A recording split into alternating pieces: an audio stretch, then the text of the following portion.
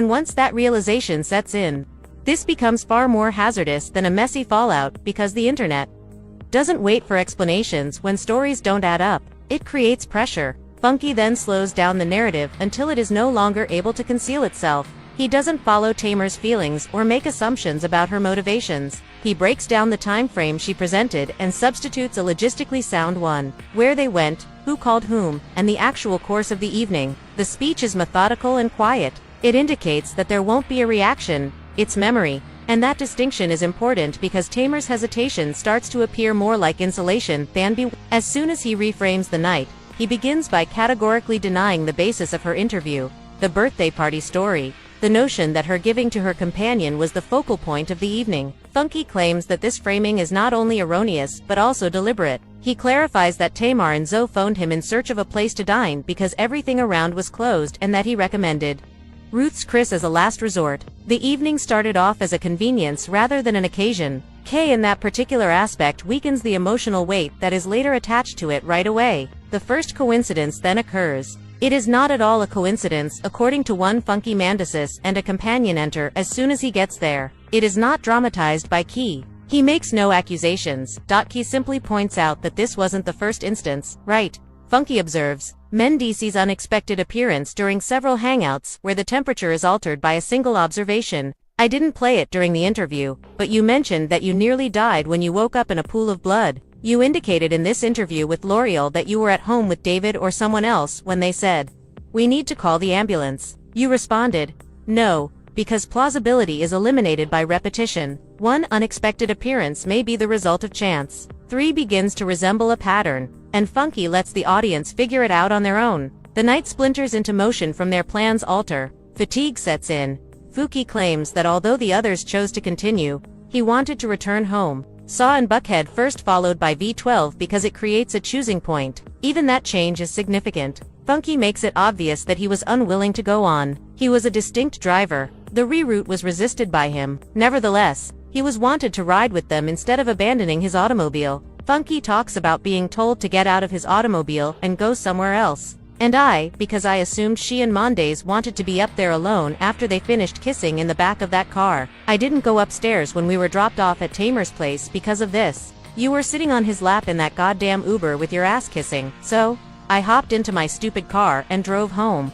Alright, and I was really uncomfortable. Isolation is insignificant. Given the situation, it's command. Someone who walked upstairs with you is Mendeecees and his best friend. I'm not sure if someone is guiding the night's flow or making sure they are close. Additionally, as Funky narrates it, Tamar's account of going home carelessly and falling consciousness starts to sound staged rather than natural. The discomfort he talks about is cumulative. Tamar and Mendeecees together at Erie's, while filming a song video in circumstances when boundaries were blurred, acknowledges unequivocally that he was never at ease with their relationship, not because of rumors but rather because of what he saw in front of him. Man once more refrains from making accusations. He lists the dots by the thin chin has already reached its climax by the time they're in the car, returning to Tamar's house. Here, Funky doesn't speak out. He doesn't embellish. He gives an explanation for not going upstairs in a single terrible punishment. Funky clarifies that he didn't go upstairs because Tamar and Mendeecees were kissing in the car at that same moment, which reorients everything because up until that point focused on whether Funky had abandoned a friend, whether he had failed to protect her, whether his negligence was suggested by absence. However, his reasoning completely reverses the story. Didn't depart since he wasn't concerned. He thought they wanted privacy, so he departed. And that belief is important because it contradicts itself. Tamar's subsequent depiction of perplexity and seclusion. One crucial point is made clear by Funky's account. Tamar wasn't by himself. Not socially, not emotionally, and not physically, he said. Because it's precise. The image hits hard when Tamar telling him that she nearly died when she woke up in a pool of she was on the verge of death. It is not implied that nothing occurred. It's that the individual who experienced it didn't handle it like an emergency, and that discrepancy encourages conjecture because Tamar leaves it, not because Funky creates it. The internet starts adding interpretations to this portion of the monologue as it spreads. Viewers draw attention to the gaps. The lack of an explanation for the injuries, the quick recovery, the subsequent weird references. And the lack of names in Tamar's account combined with Funky's inaccuracy, and in that void, ideas arise as attempts to address void ideas.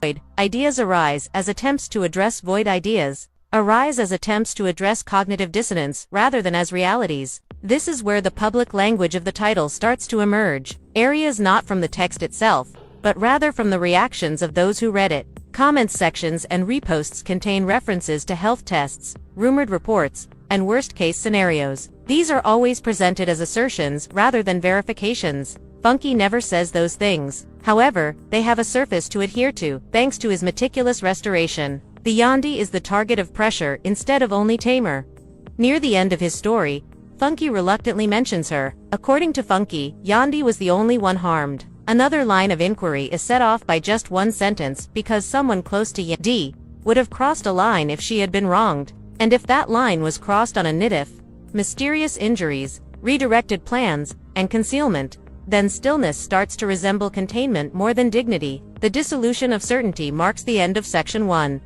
Funky doesn't make any criminal claims. Tests are not confirmed by him. He doesn't explain what transpired upstairs. His actions are much more unstable. He determines who was present, who departed, and who subsequently said they had no idea. Additionally, the story no longer belongs to any one person after those coordinates are established. It is a part of the gaps. The internet discussion shifts from being about emotion to being about exposure. Once Funky has finished outlining who was, where, and when, tone and delivery are no longer points of contention among viewers. Start isolating discrepancies, not brand new ones. The same unresolved issues that Tamar first brought out, now presented in a more negative way. Her own admission that she didn't know what had happened, her public account of the blood and injuries, and her own refusal admission to use emergency services. Funky doesn't contribute any of that. He just won't allow such specifics to exist without repercussions presented as something heard, seen, or said somewhere else. Viewers purportedly qualify it on several occasions. Blogs claim that people are saying, but repetition gives weight. As those comments spread, they start to attach themselves retroactively to the time frame. Funky stated, not as evidence, but as pressure. Tamar's silence intensifies the pressure as it increases. She doesn't describe the specifics of her wounds. She doesn't clarify the difference between saying, "You nearly died," and turning down an ambulance. She doesn't explain why in the presence of others she maintains that she doesn't know what happened. The internet is seldom kind to empty space, and every omission turns into a space for interpretation. What Funky's insistence that the story was written alters the course of that conjecture. He doesn't claim that Tamar misrepresented how hurt she was. She created confusion. He claims that distinction is important. Without naming the result, it implies intention. Additionally, audiences begin searching for motive as soon as they infer intention. At that point, Yandi's name becomes Yandi instead of Yandi. I'll end it there. Going straight forward, being incidental. When Funky says that she is the only one who has been harmed, it silently explodes. It shifts the focus of the entire affair from harm to treachery. Someone close to Yandi went too far if she was harmed. Health and concealment become inextricably linked if that border was crossed on the same night, which Tamar subsequently characterized as painful. This is where the second clause of the title starts to